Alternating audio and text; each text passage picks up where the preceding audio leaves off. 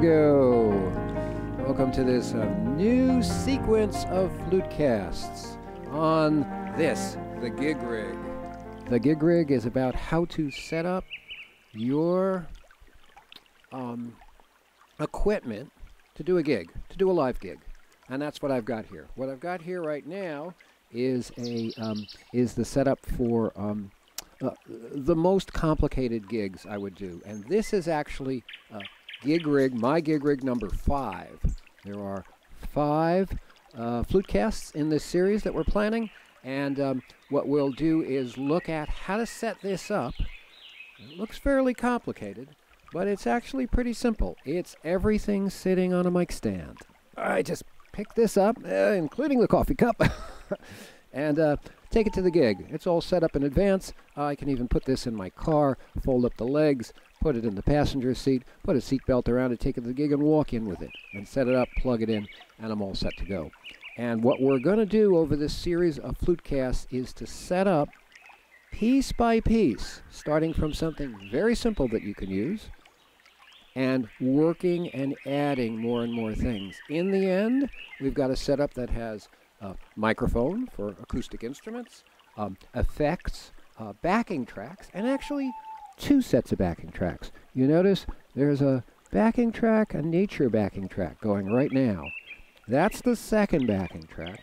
You heard the first backing track, which was playing over this at the beginning, and I faded that out, but my second backing track, which is this nature track, actually allows me to keep something going between songs if I'd like to do a continuous gig, especially something like at a yoga session. So we have backing tracks, we have effects, we even have a speaker over here for small gigs that does not have a house system. And a house system is anything that you would plug into, something provided by the venue that you would plug, and we'll show you how to do that in the course of this. And it's even got room for the special coffee mug. I might look like I'm listening to you, but in my head I'm playing my flute. Thanks to Peggy Ferguson, our perennial workshop participant. So what we're going to do, I'm going to look at a lot of aspects of how to set up a rig for you. What we're actually going to do is we're going to break and reset, and this is the setup for, sitting on a chair. Right, got my flutes over here within easy access. Actually, the flutes are usually in front of me, but I moved them back for the camera. There's a lot of considerations for the camera here. I'm wearing these headphones. These headphones allow me to do the mixing because I'm doing this solo here. Vera's off at the YMCA, and so I'm doing this, and I really need to hear myself. And I'm actually doing the mixing live of the backing tracks, and I'm running my own effects here. Right, and I've also got this. This is not part of the Gig Rig. This is a camera that allows me to zoom in on the equipment itself to show you what's happening. So what we're going to do is we're going to break and reset this instead of a chair setup in a floor setup, the way I would do a yoga, because that's more amenable to the widescreen and lets us zoom in a little bit more. So we're going to break for now, and we're going to come back, set up on the floor.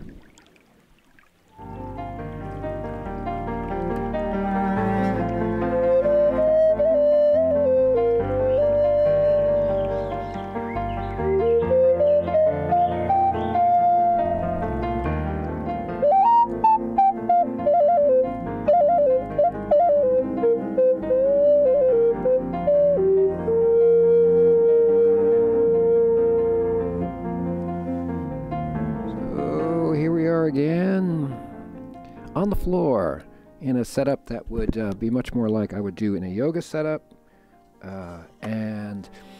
Where are we, by the way? We're out in the sort of recording studio part as opposed to the video studio. Actually took all the equipment out here and reset it up out here to do this.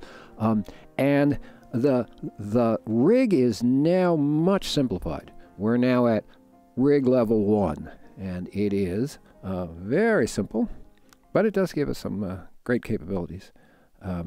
The first thing we've got is the mixer down here. And the mixer is a very basic mixer without effects. It's a Mackie Mix-5, inexpensive, and I have it hooked up to two things: my microphone and my iPod.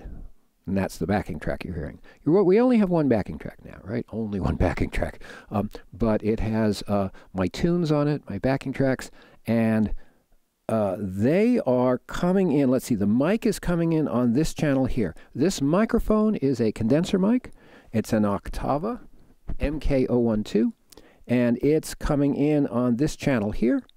And the backing tracks are coming in on channel 4 and 5, and I know what they are by these color-coded labels. Labels are a good thing. Labels help you look down, reach down. I've color-coded them because I do get used to the colors after a while, so I don't even have to read them. I have mic. VLT we'll worry about later. That's an addition that'll happen in one of the later incarnations of this, but I have mic and backing, BKG, and main is my output. My output normally would be going to the speaker that you saw, but now the speaker is gone for now. We're going to the house system, which in this case is the recording system that I'm listening to the output of that in my headphones. That's the way this is set up. It's actually very simple, and you'll notice that while this input, these are XLR cables, okay? They have 3 conductors, and that's important. We'll be looking at that.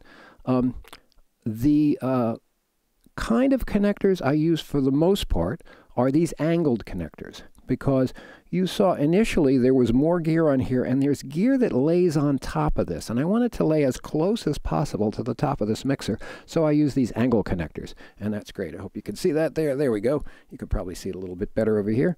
And both of these are angled connectors, and these are 3 conductor, and we will be looking at the difference between 2 and 3 conductor. You can look at them and say, okay, I've got 1, 2, and 3, and they're separated by little black bands. And these are 1/4-inch connectors, as opposed to XLR connectors.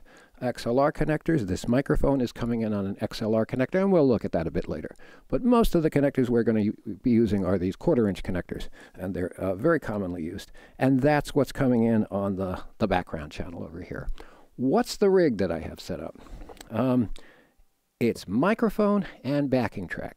What is missing about the sound? Aside from the second backing track, then there's a noticeably different sound when I play. This is another backing track.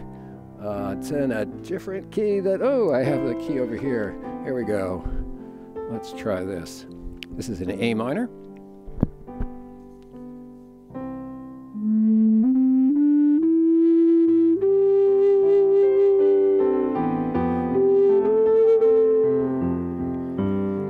This is Goodnight Omega by Peter Debner.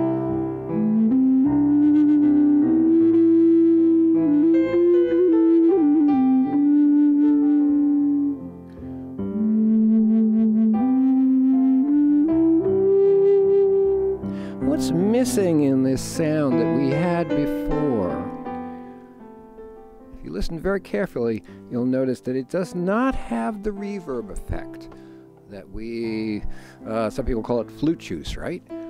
It does. This is a dry sound. The sound of my voice is dry. The sound of that flute was dry against the backing track. It also points out another thing. I've got an iPod here. iPods are great for playing backing tracks, but they do have some shortcomings, and we will look at them. One of the shortcomings is you can't easily loop a backing track on an iPod. There's no facility to say run it over and over again. That can be a bit of a disadvantage, and you noticed it just now. I would have preferred that original backing track I had to just gone around and looped, but it went on to the next song. Another downside of the iPod is that, and we can fix this, it's tough to tell what track you're playing. iPods are designed to be looked at like this, not so much in a performance setting where you look at it from a distance and you need to very immediately figure out what track you're playing and what key it's in. Okay, very important. So we will look at how to fix that. There'll be a separate thing about how to improve your backing tracks to play on an iPod. What else do we have here? So we have no effects, and that's one of the big challenges. Okay, so this setup is going out to my recording gear, but what would you like to do? You would like to actually plug in headphones to this headphones port and just sit here, and you can get lost for months in this setup with a microphone, a mixer, very simple mixer, even if it doesn't have effects, backing tracks, and headphones. Plug your, these are BeyerDynamic DT-770s. And what's special about them is they're, I forget how much they were, but they're over $100. I think they're less than $200. But they're closed cell.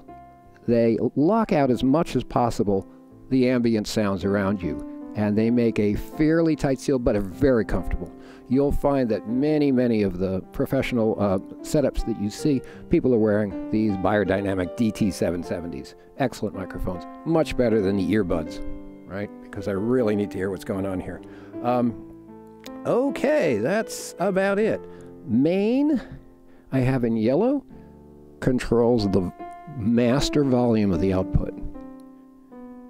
And in this case, phones would control the volume in your headphones. That's it for rig setup number 1. We will look at how to set up your backing tracks for your iPod so that you can easily see what's on them. Bye now.